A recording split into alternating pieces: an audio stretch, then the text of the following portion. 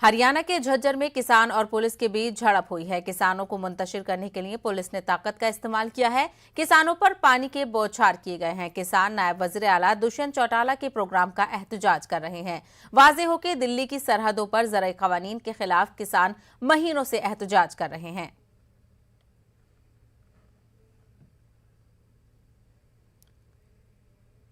और ये ताज़ा तस्वीरें आप हरियाणा के झज्जर से देख सकते हैं, जहां पर किसानों ने बड़ी तादाद में एहतजाज किया। किसानों ने नायब वज़ीर आला, आपको बता दें कि किसानों ने नायब वज़ीर आला दुष्यंत चौटाला के प्रोग्राम के खिलाफ एहतजाज किया। वाज़ेह हो कि दिल्ली की सरहदों पर ज़राई क़वानीन के खिलाफ किसान महीनों से एहतजाज कर रहे हैं।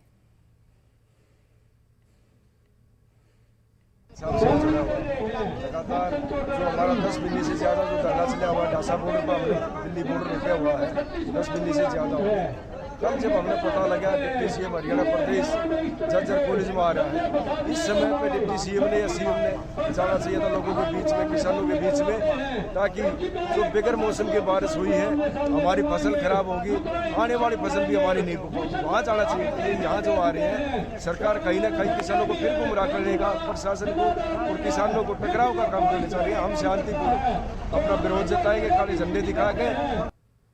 यूपी में आइंदा असेंबली इलेक्शन की तैयारी के पेश नजर अपनी जमीन मजबूत करने के लिए बीजेपी हुकूमत कोशिशों में लगी हुई है। योगी हुकूमत के 4.5 साल मुकम्मल होने पर सभी कारकुनान अपने हलके का रिपोर्ट कार्ड पेश कर रहे हैं।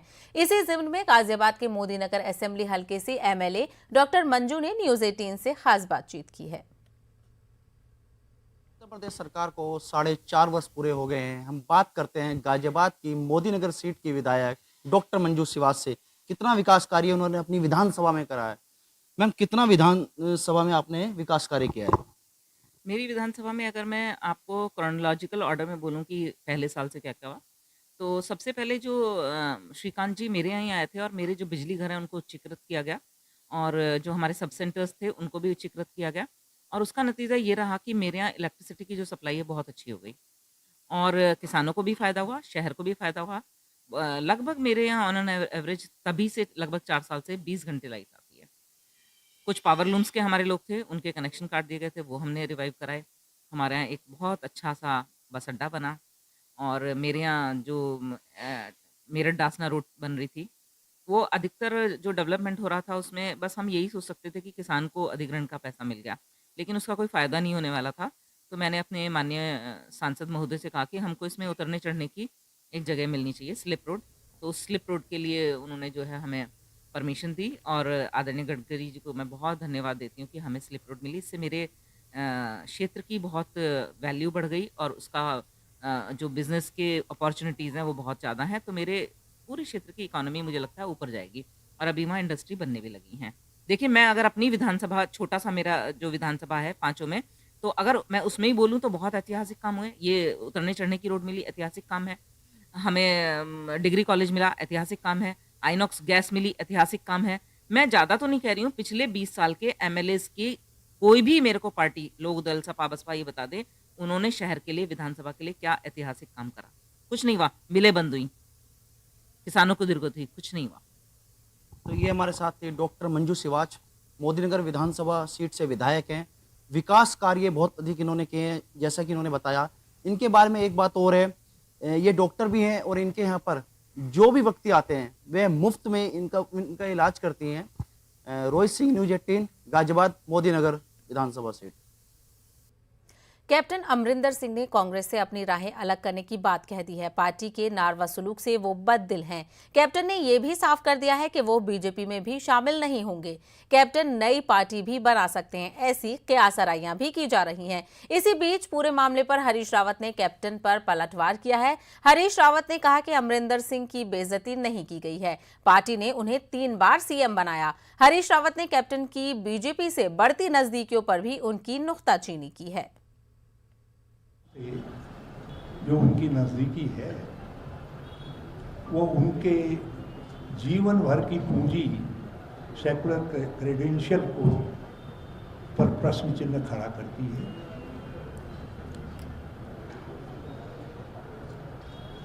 और उससे पंजाब और देश के लोगों का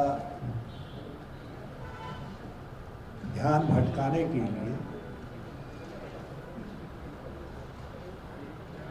जो इस बात को कहा जा रहा है कि उनका ह्यूमिलेशन हुआ, मैं बहुत विनम्रता से इस बात को कहना चाहता हूं कि पार्टी ने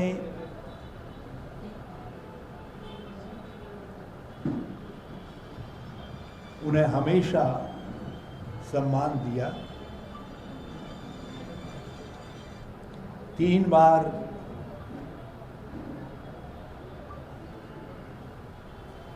वो पार्टी के प्रांतीय अध्यक्ष रहे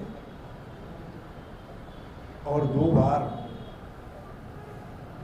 9.5 साल करीब मुख्यमंत्री रहे। यदि ये ह्यूमिलेशन है तो फिर दूसरे वरिष्ठ नेता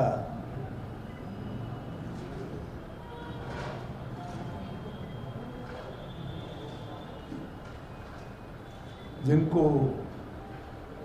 उनकी तुलना में बहुत कम अवसर मिल पाए,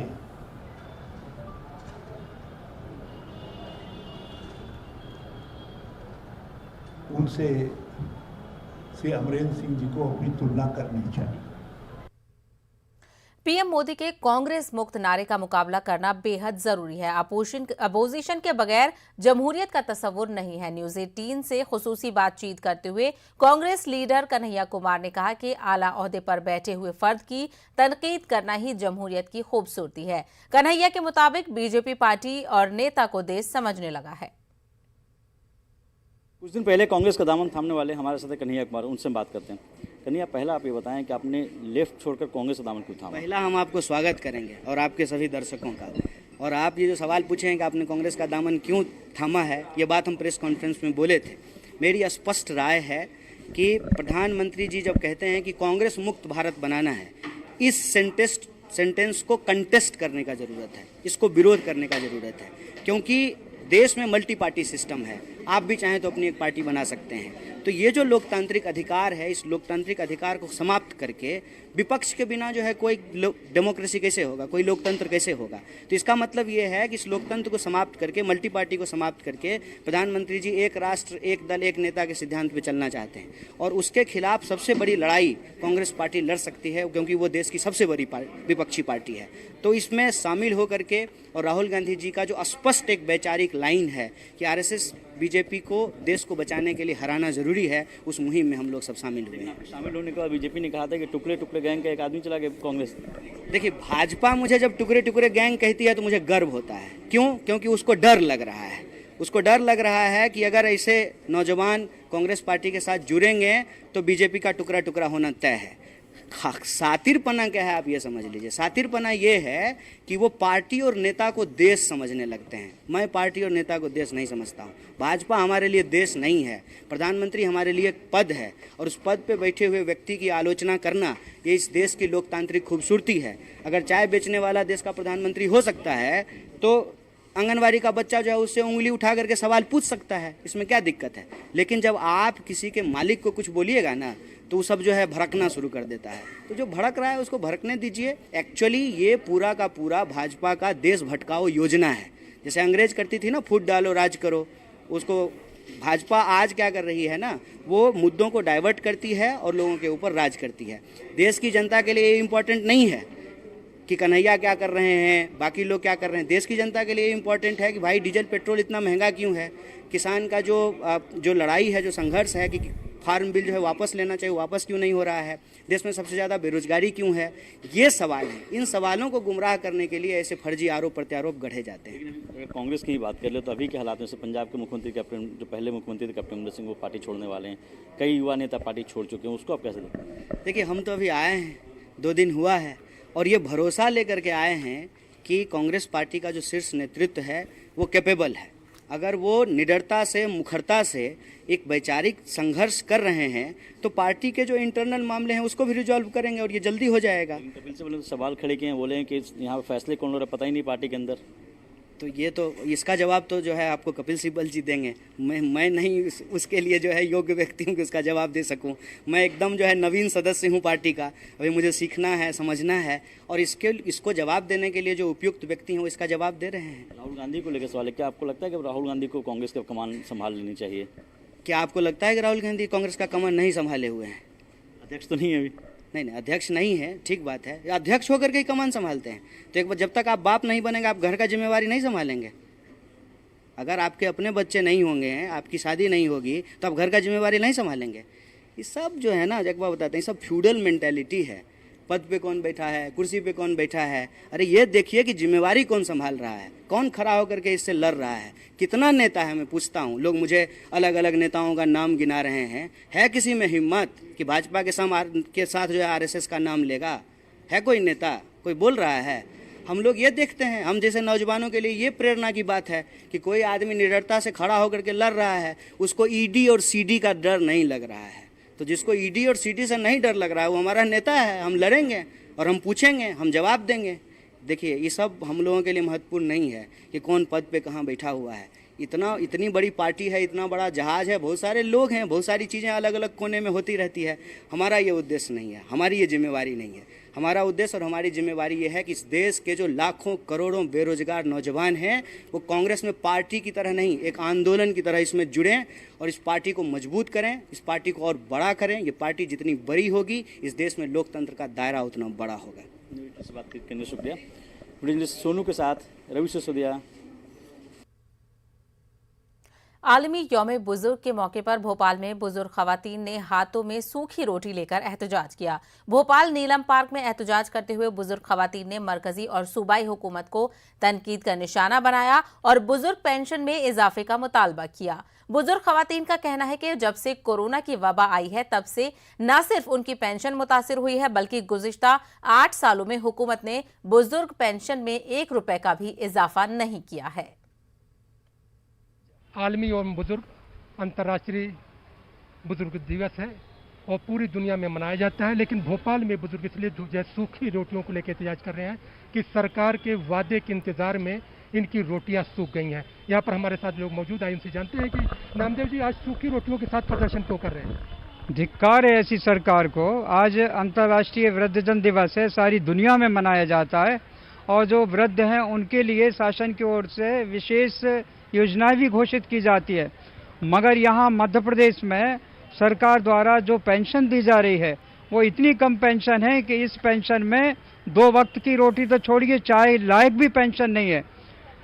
और ये पेंशन जो दी जा रही है ये भी हर महीने नहीं मिलती है। पेंशन के लिए भटकना पड़ता है। कई महिलाओं की पेंशन 1-1 साल से बंद पड़ी है। सरकार तो कह रही है पर्याप्त पेंशन दी जा रही है। पर्याप्त उनके आकलन में होगी पर्याप्त पेंशन। ये पेंशन जो दी जा रही है इसमें 600 रुपये में कितना होता है ये बताइए? गुजारा कैसे होगा? कैसे ही अपना एक दिन का गुजारा कर सकते? महीने भर का 600। 14 स्टेट से कम पेंशन देने वाला स्टेट है मध्य प्रदेश, जहां पे 14 स्टेट से कम पेंशन मिल रही है। हमारी मांग ये है कि कम से कम यानी 1000 रुपये महीना पेंशन राज्य सरकार दे और केंद्र में 8 साल से मोदी जी की सरकार है, बीजेपी की सरकार है केंद्र में भी, 8 साल में इस सरकार ने 1 भी रुपया की वृद्धों की पेंशन में वृद्धि नहीं की। जबकि क्या डिमांड कर रहे हैं? हमारी डिमांड ये है कि केंद्र और राज्य सरकार दोनों मिला के पेंशन में बढ़ोतरी करें। कम से कम 1000 रुपये महीना पेंशन मिलना चाहिए। स्वास्थ्य का अधिकार मिलना चाहिए। जो बुजुर्ग हैं उनका शासकीय अस्पताल में फ्री इलाज होना चाहिए और जो राशन है राशन भी इनको मुफ्त मिलना चाहिए।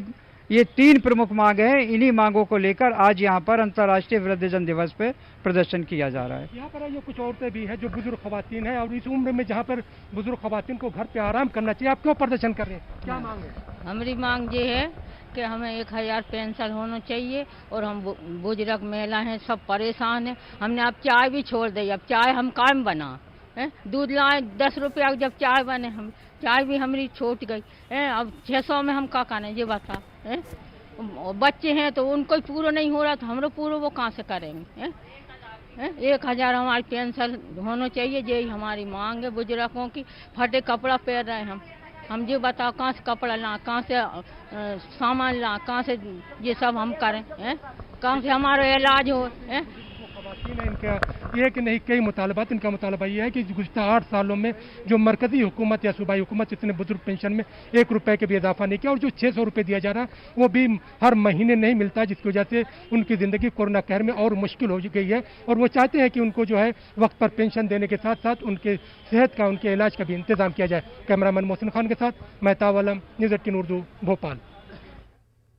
जामिया मिलिया इस्लामिया के नाम एक और कारनामा दर्ज हुआ है। जामिया मिलिया इस्लामिया के तालिबे इल्म कैफ अली ने Commonwealth secretary general innovation award for sustainable development अपने नाम किया है। आर्किटेक्चर फैकल्टी के उभरते हुए इनोवेटिव तालिबे इल्म कैफ अली जामिया मिलिया इस्लामिया का नाम रोशन किया है। वाज़ेह हो कि Commonwealth secretary general innovation award for sustainable development 54 Commonwealth ममालिक के 15 इनाम याफ्ता तलबा में से एक इनाम याफ्ता कैफ अली हैं।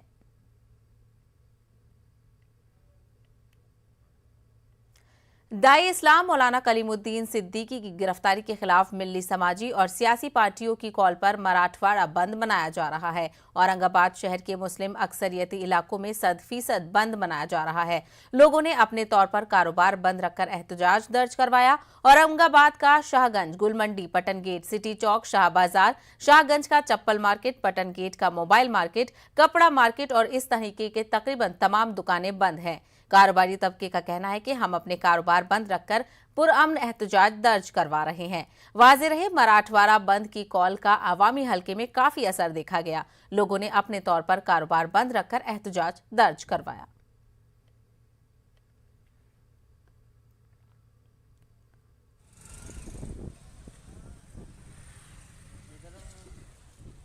आज इसलिए बंद रखा गया है कि कलीम सिद्दीकी साहब को जो गवर्नमेंट के अरेस्ट किया गया है, उनको हम जल्द से जल्द छुड़ाना चाहते हैं, इसलिए बंद रखे हैं।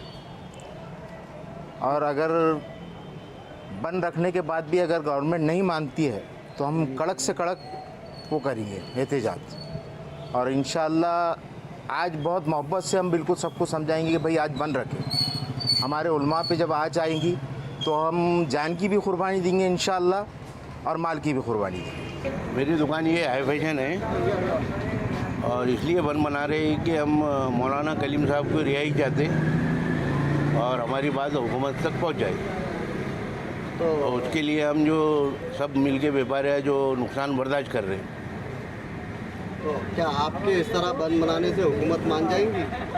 इंशाल्लाह अल्लाह चाहेंगे तो मान जाएंगे।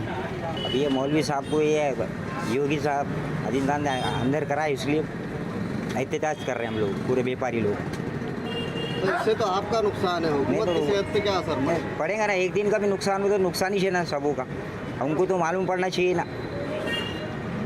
आज ये है, कल दूसरे मौलवी को उठाएंगे वो, इसलिए एहतजाज कर रहे हैं। बस उनको रिहाई की डिमांड है हमारी, रिहाई कर लेना हूँ। मिली तंजीमों की कॉल पर औरंगाबाद में बंद मनाया जा रहा है। इस वक्त हम सिटी चौक इलाके में खड़े हैं। सिटी चौक इलाका औरंगाबाद का गुंजान आबादी वाला इलाका है। ये मार्केट कहलाता है। यहाँ पर इस वक्त गहमा गहमी रहती है, कारोबार की चहल पहल रहती है, लोगों का आना जाना लगा रहता है। लेकिन आप देख सकते हैं मेरे पीछे पूरी दुकानें बंद है। तकरीबन ये पूरा मार्केट बंद है। चंद एक दुकानें खुली है लेकिन वो भी हाफ शटर है। यहाँ के लोगों का कहना है कि जब तक मौलाना कलीमुद्दीन सिद्दीकी को रिहा नहीं किया जाता वो एहतजाज करते रहेंगे। और इस बंद का मकसद ये है कि उनकी बात हुकूमत तक पहुँचे। अजहरुद्दीन, न्यूज़ 18 उर्दू, औरंगाबाद। पीएम मोदी ने स्वच्छ भारत मिशन 2 को लॉन्च किया और इफ्तिताही प्रोग्राम से खिताब करते हुए कहा कि सफाई मुहिम महात्मा गांधी की तालीमात का नतीजा है। मुल्क में सफाई के हवाले से काफी बदलाव आया है, लोगों में बेदारी पैदा हो रही है। मुल्क में सफाई सुथराई को लेकर मुहिम जारी रहनी चाहिए। इसके अलावा पीएम मोदी ने मुल्क में नदियों की सफाई और बेहतरी के लिए हुकूमत के इकदाम के बारे में तफसील से रोशनी डाली और आवाम से भी इसमें बेहतर ताउन और मदद की अपील की है। देश की इन सफलताओं को, आज के नए संकल्पों को पूज्य बापू के चरणों में अर्पित करता हूं और नमन करता हूं। साथियों, हम सभी का ये भी सौभाग्य है कि आज ये कार्यक्रम बाबा साहब को समर्पित इस इंटरनेशनल सेंटर में आयोजित हो रहा है। बाबा साहब असमानता दूर करने का बहुत बड़ा माध्यम शहरी विकास को मानते थे। बेहतर जीवन की आकांक्षा में गांवों से बहुत से लोग शहरों की तरफ आते हैं। हम जानते हैं कि उन्हें रोजगार तो मिल जाता है, लेकिन उनका जीवन स्तर गांवों से भी मुश्किल स्थिति में रहता है। ये उन पर एक तरह से दोहरी मार की तरह होता है। एक तो घर से दूर और ऊपर से ऐसी कठिन स्थिति में रहना। इस हालात को बदलने पर, इस असमानता को दूर करने पर बाबा साहब का बड़ा जोर था। स्वच्छ भारत मिशन और मिशन अमृत का अगला चरण बाबा साहब के सपनों को पूरा करने की दिशा में भी एक अहम कदम है। बुलेटिन में फिलहाल इतना ही, लेकिन आप देखिए क्रिप्टो की समझ। आदाब।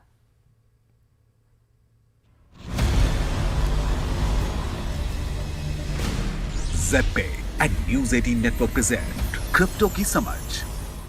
स्वागत है आपका क्रिप्टो करेंसी के हमारे इस खास शो में, जिसमें हम लेकर आते हैं आपके लिए क्रिप्टो से जुड़ी हफ्ते भर की तमाम बड़ी खबरें। तो चलिए शुरू करते हैं। चीनी रेगुलेटर्स ने क्रिप्टो पर नकेल कसने के लिए कदम उठाए हैं। चीन के केंद्रीय bank people's bank of China ने क्रिप्टो से संबंधित सभी गतिविधियों पर सख्ती से रोक लगा दी है। इस क्रिप्टो क्रैकडाउन अनाउंसमेंट के चलते मार्केट अचानक से क्रैश हो गया। चीन द्वारा किए गए क्रिप्टो क्रैकडाउन ने पूरे मार्केट को काफी नीचे ला दिया है। बीटीसी की कीमत तुरंत 7% से अधिक गिर गई, जबकि एथोरियम सबसे बड़ा अल्ट कॉइन 11% गिर गया। इसने न केवल क्रिप्टो कॉइन को बल्कि स्टॉक को भी प्रभावित किया है। क्रैकडाउन की खबर पर प्री मार्केट ट्रेंडिंग में भी माइक्रो स्ट्रैटेजी और राइट ब्लॉकचेन जैसे कई स्टॉक धाराशायी हो गए हैं। चाइना का केंद्रीय बैंक क्रिप्टो से लड़ने के लिए स्टेट एजेंसियों के साथ कोऑर्डिनेशन मैकेनिज्म स्थापित कर रहा है। आपको बता दें कि ये बैन चीन ने क्यों लगाया है। दरअसल चीन पहले इनर मंगोलिया जैसे क्षेत्रों में लो इलेक्ट्रिसिटी कॉस्ट्स के चलते काफी पॉपुलर रहा है, लेकिन मौजूदा दौर में चीन एनर्जी क्राइसिस का सामना कर रहा है। अब वो 2050 तक कार्बन न्यूट्रल बनने की कोशिश कर रहा है, एक ऐसा लक्ष्य जिसे पूरा करना क्रिप्टो करेंसी मुश्किल बना रहा है। चीन दुनिया के बिटकॉइन एनर्जी कंजम्पशन का 75% हिस्सा था, जो 2021 में घटकर 46% हो गया और शुक्रवार को अनाउंसमेंट हुए नए रिस्ट्रिक्शन की वजह से इसके और भी तेजी से गिरने की संभावना है। ट्विटर अब यूजर्स को दुनिया भर में बिटकॉइन के भुगतान करने की सुविधा दे रहा है। ट्विटर के CEO Jack Dorsey crypto currency और बिटकॉइन के बहुत बड़े फैन हैं। उन्होंने खुद कई क्रिप्टो प्रोजेक्ट में निवेश किया है। ट्विटर ने गुरुवार को घोषणा की है कि 18 साल और उससे अधिक उम्र के यूजर्स अगर वो iOS का इस्तेमाल कर रहे हैं तो अब टिप के लिए बिटकॉइन का इस्तेमाल कर सकते हैं। ये लेटेस्ट तरीका है जिसका इस्तेमाल करके आप प्लेटफॉर्म पर दूसरों को भुगतान कर सकते हैं। सोशल मीडिया प्लेटफॉर्म ने इस साल की शुरुआत में कुछ चुनिंदा यूजर्स के साथ अपने टिप्स फीचर की टेस्टिंग शुरू कर दी थी। ट्विटर का टिप जार आमतौर से एक डोनेशन सिस्टम है। डोनेशन के जरिए आप किसी भी ऐसे व्यक्ति को पैसे भेज सकते हैं जिसके प्रोफाइल में ये फीचर इनबिल्ट है। और फिलहाल क्रिप्टो की समझ में आज के लिए बस इतना ही।